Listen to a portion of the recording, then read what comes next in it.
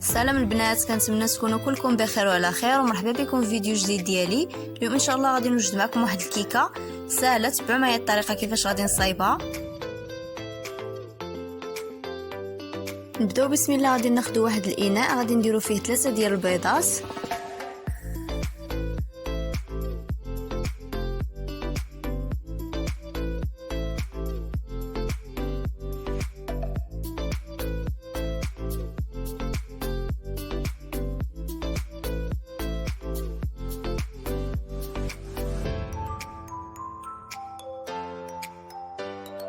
غادي نزيد واحد الكاس ديال السكر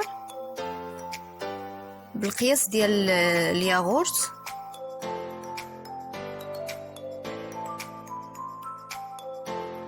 صافي. وغادي نضرب مزيان هاد البيض مع السكر سنيده.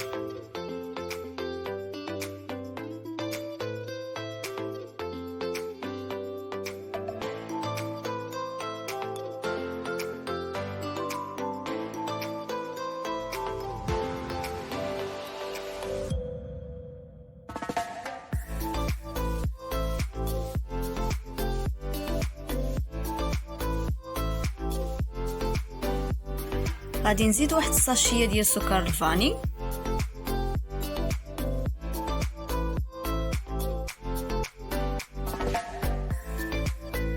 غادي نزيد الزيت تقريبا نص كاس. انا كنخوي وانا كنضرب شويه بشويه.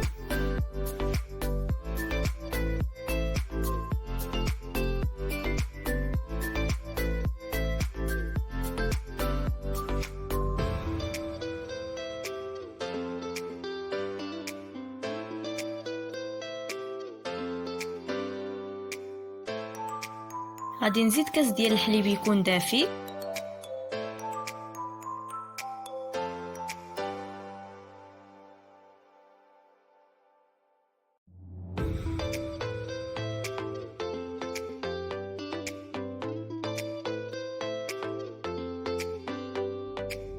دابا غادي ندير الدقيق تقريبا 2 كيسان ونص بالعبار ديال الياغورت. غادي نزيد عليه واحد 2 خمارات حمر،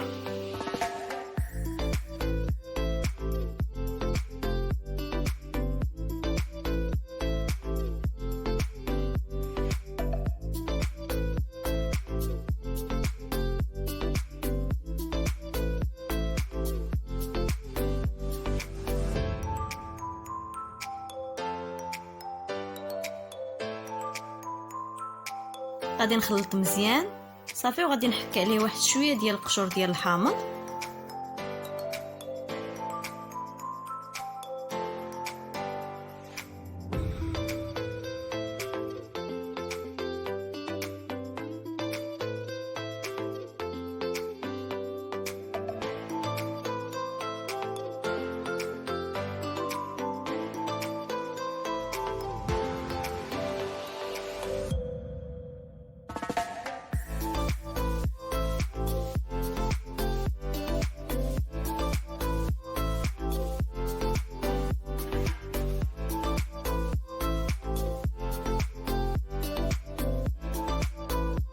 صافي. دابا غادي نخوي هذا الخليط في المول وغادي ندخلها للفران طيب.